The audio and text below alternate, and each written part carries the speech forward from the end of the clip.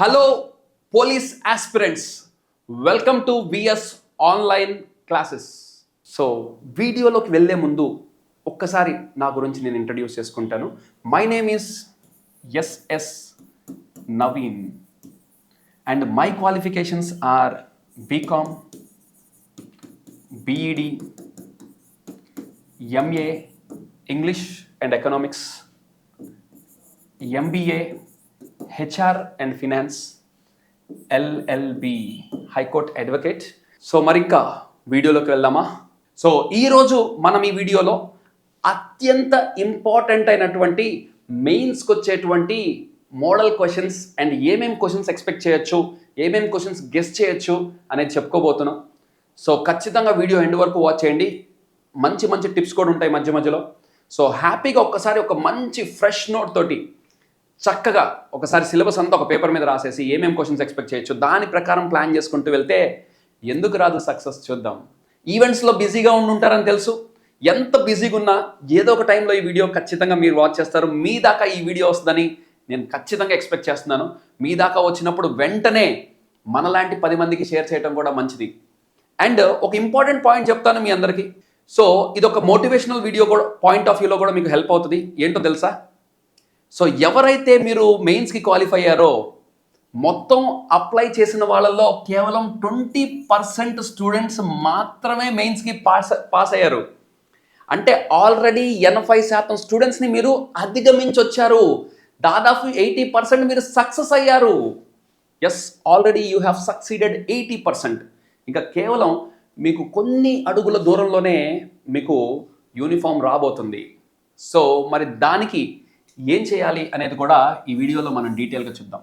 So ఆ 20% పీపుల్లో మీరు కూడా ఒకళ్ళు ఉన్నందుకు గర్వపడాలి. ఒక్కసారి మీ పేరు, మీ ఊరు కామెంట్స్లో టైప్ చేయండి.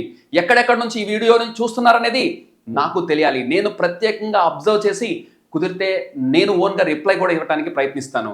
So don't forget to mention your name in the comments.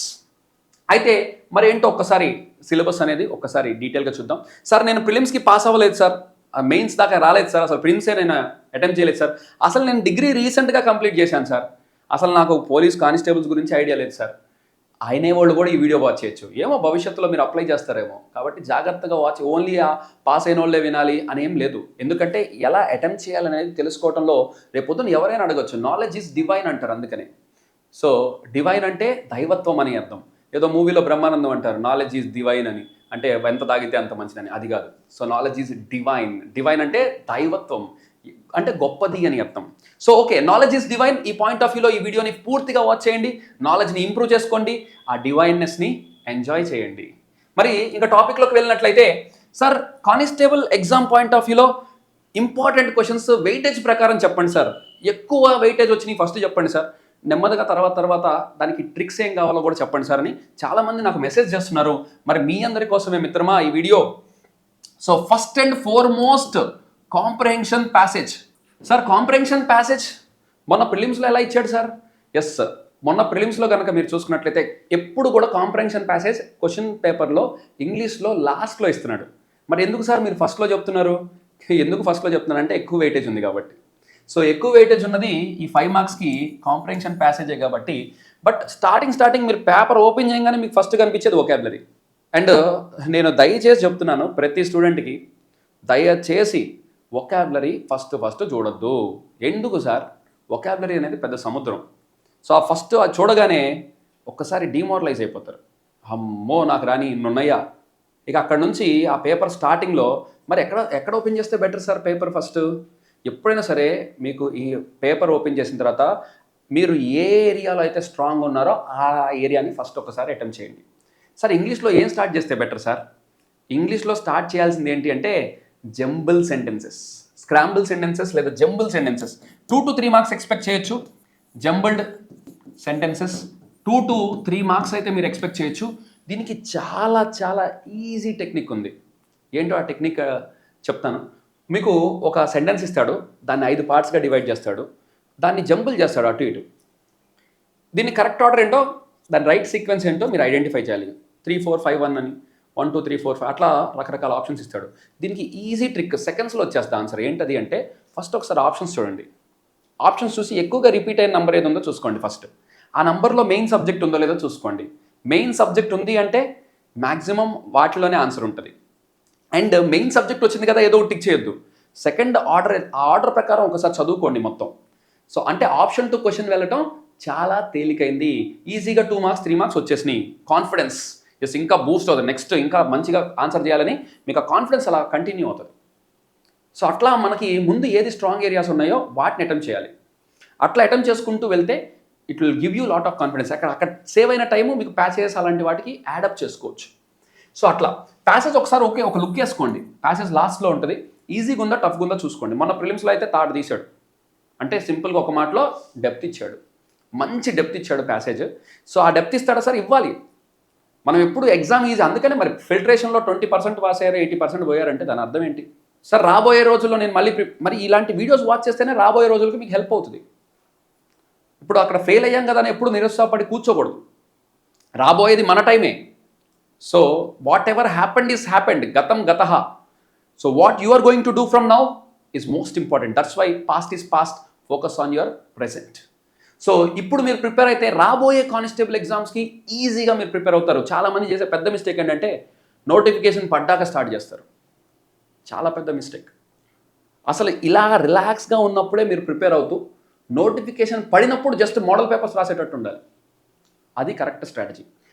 ఇక్కడ నేను ఒక ఇంపార్టెంట్ పాయింట్ చెప్తాను. స్టూడెంట్స్ని 3 రకాలుగా మనం క్లాసిఫై చేసుకోవచ్చు. ఫస్ట్ టైప్ ఆఫ్ స్టూడెంట్స్ ఎవరంటే నోటిఫికేషన్ పడకముందే, నోటిఫికేషన్ ఒక 1 year 2 years ఉన్నప్పుడే, ఒక్కొక్కళ్ళు అయితే అసలు డిగ్రీ ఫస్ట్ ఇయర్లో సెకండ్ ఇయర్లో ఉన్నప్పుడే వాడికి ఐడియా ఉంటుంది, నేను కానిస్టేబుల్ కొట్టాలి, తర్వాత ఎస్ఐ అవ్వాలి, తర్వాత ఇది అవ్వాలి. అప్పటి నుంచే వీడియోస్ ప్రాక్టీస్ చేస్తూ, టాపిక్స్ రాసుకుంటూ, నోట్స్ తయారు చేసుకుంటూ, అక్కడ వొకాబులరీ ప్రిపేర్ అవ్వాలంటే సార్ చెప్పిన ఒక 100 ఉంటే వాడు ఒక 200 ప్రిపేర్ అవుతూ అక్కడ స్ట్రాటజిక్గా వెళ్తాడు. అలాంటి వాడు జస్ట్ డిగ్రీ అయిపోగానే వెంటనే ఫస్ట్ అటెంప్ట్లోనే టాపర్ అవుతాడు. First type of students.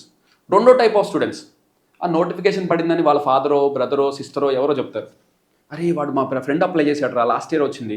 ఆ నోటిఫికేషన్ వచ్చిందా? ఎప్పుడు వచ్చింది? వారం రోజులు అయిందా? అయితే ముందు అప్లై ఎప్పటి నుంచి లాస్ట్ డేట్? ఇలా సరే అప్లై చేద్దాం, ఈ రోజు రేపు లాస్ట్ డేట్, కరెక్ట్గా లాస్ట్ డేట్ రోజు కూర్చుంటాడు అప్లికేషన్కి. సర్వర్ స్లో వస్తుంది, ఎట్ల కొట్ల మొత్తానికి కింద మీద కూడా అప్లై చేస్తాడు. ఇక మళ్ళీ ప్రిపరేషన్ స్టార్ట్ చేద్దామా, చూద్దామా, ఏ ఆన్లైన్ చూద్దాం, నెమ్మదిగా ఎక్కడికి వెళ్దాం, ఈ ప్లానింగ్ చేస్తాడు. సో ఇది రెండో రకమైన స్టూడెంట్.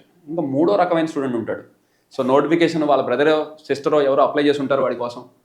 ఇక వాళ్ళ ఇంట్లో తిడుతూ ఉంటారు, అరే పని పాట లేదు, ఇంట్లో తిరుగుతూ ఉన్నావు, ఏదో పని చేయొచ్చు కదరా, వెళ్ళొచ్చు కదరా, నోటిఫికేషన్ అంట, వాళ్ళు వెళ్తున్నారు. మూడో టైప్ ఆఫ్ స్టూడెంట్స్. ఈ 3 టైప్ ఆఫ్ స్టూడెంట్స్లో మీరే టైప్ మీరు ఊహించుకోండి. నేను ఖచ్చితంగా ఈ వీడియో వాచ్ చేస్తున్న అందరూ ఏ కేటగిరీ అని అనుకుంటున్నాను. ఎందుకంటే ఇంత సీరియస్గా మీరు ఈ వీడియోని ఇక్కడ దాకా వాచ్ చేస్తూ ఇంకా పైన చివరి దాకా వాచ్ చేయబోతున్నారంటే ఖచ్చితంగా మీరు ఏ కేటగిరీ స్టూడెంట్స్ అయి ఉంటారు, no doubt in that. So ఇక్కడ దాకా రాలేదంటే వాడు ఏ బీనో సీనో అయి ఉంటాడు. అలాంటి వాళ్ళ కోసం మేము అసలు వీడియో చేయగలం. Okay, so let us move to the next point. So ఈ జంబుల్ సెంటెన్స్కి ఈజీ టెక్నిక్ చెప్పేశాను కదా ఆల్రెడీ. సో ఆ విధంగా మీరు జంబుల్ సెంటెన్స్ని ఈజీగా మీరు క్రాక్ చేయొచ్చు. Option to question is the best solution for jumble sentence. So మీరు ఫస్ట్ అటెంప్ట్ చేయాల్సింది కూడా ఇదే ఇంగ్లీష్లో. ఆ తర్వాత కాంప్రహెన్షన్ ప్యాసేజ్ గురించి ఇందాకే చెప్పాను. సో అది అటెంప్ట్ చేసేటప్పుడు ఎప్పుడు కూడా మంచి రీడింగ్ స్కిల్ ఉండాలి. సో ఏ కేటగిరీ స్టూడెంట్ ఉంటాడు చూసారా, వాడు ఫస్ట్ నుంచి రీడింగ్ స్కిల్స్ ఇంప్రూవ్ చేసుకొని ఉంటాడు. అలాంటి రీడింగ్ స్కిల్స్ ఇంప్రూవ్ చేసుకున్న వాళ్ళకి ఈజీ అవుతుంది. సో రేపు నోటిఫికేషన్ అయితే ఈరోజు పుస్తకం తెరిసే వాళ్ళకి, లేదా రేపు ఎగ్జామ్ అయితే ఒక వారం రోజుల ముందు ఇంపార్టెంట్ చెప్పండి సార్ అలా చేసే వాళ్ళకి కొంచెం కష్టం అనిపించవచ్చు.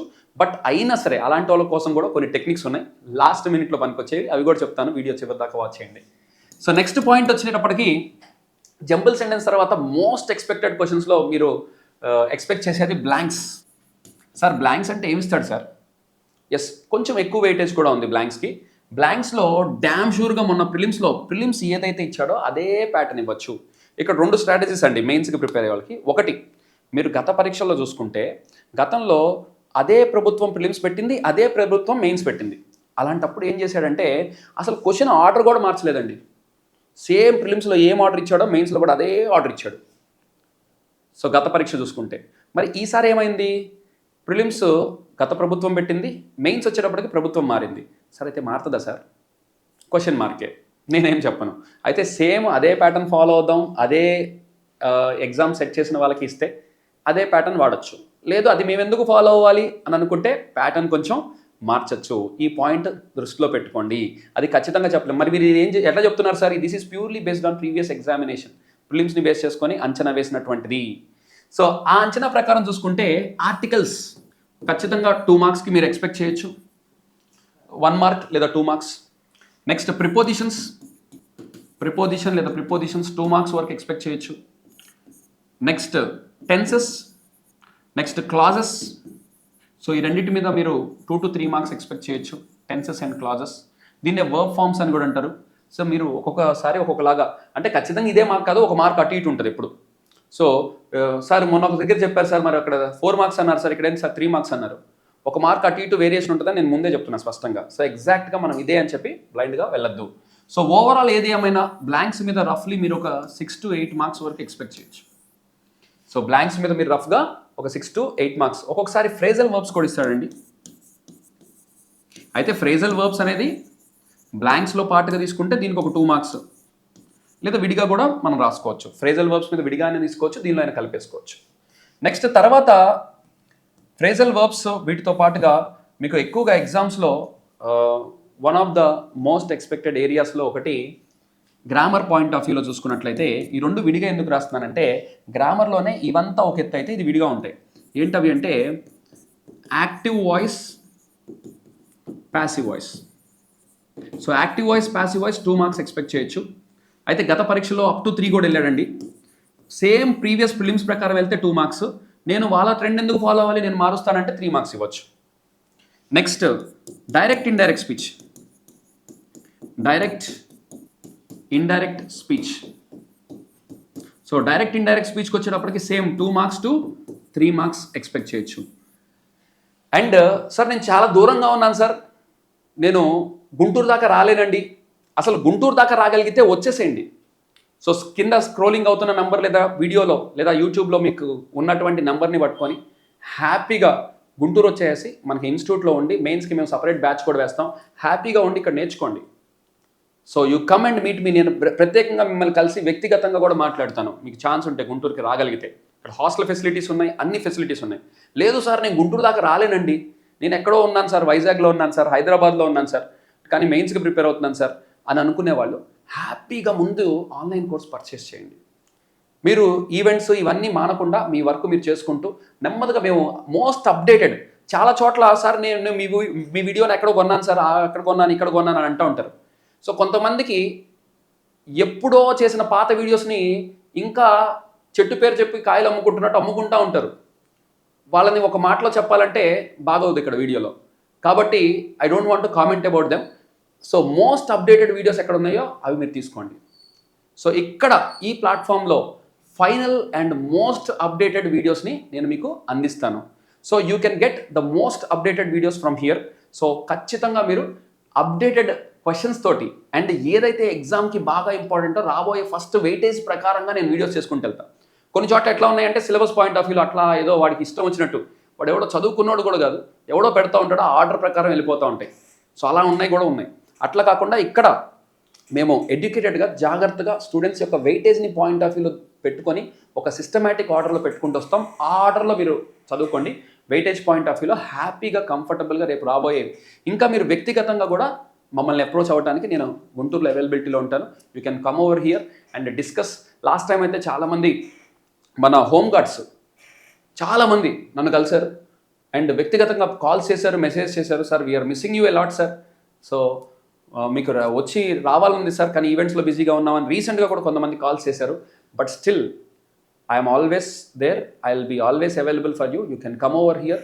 సో అందుకనే చెప్తా ఉంటాను, కాంపిటేటివ్ ఎగ్జామ్స్కి అడ్డా గుంటూరు బిడ్డ. రండి గుంటూరుకి. కాంపిటేటివ్ ఎగ్జామ్స్కి అసలు లైఫ్ ఇచ్చిందే గుంటూరు, స్టార్ట్ చేసిందే గుంటూరు దగ్గర నుంచి. ఈ మాట కావాలంటే ఎవరినైనా అడగండి. So this is 100% true.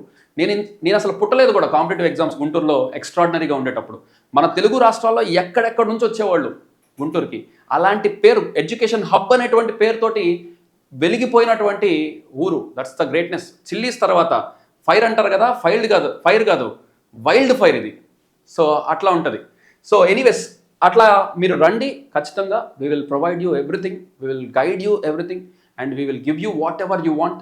And తర్వాత అంత దూరం నేను రాలేను సార్, నేను ఎక్కడో శ్రీకాకుళంలో ఉన్నాను సార్, నేను ఎక్కడో విజయవాడలో ఉన్నాను సార్, ఎక్కడో కాకినాడలో ఉన్నాను సార్, ఎక్కడో అనంతపూర్లో ఉన్నాను సార్. ఏం పర్లేదు మిత్రమా, మీ దాకా రావడానికే ఈ ప్లాట్ఫామ్. ఆన్లైన్ ప్లాట్ఫామ్ యూస్ చేసుకోండి, చక్కగా యూస్ చేసుకోండి. ప్లానింగ్ చెప్తాను, మెంటర్షిప్, అప్పుడప్పుడు లైవ్స్ తీసుకుంటాను.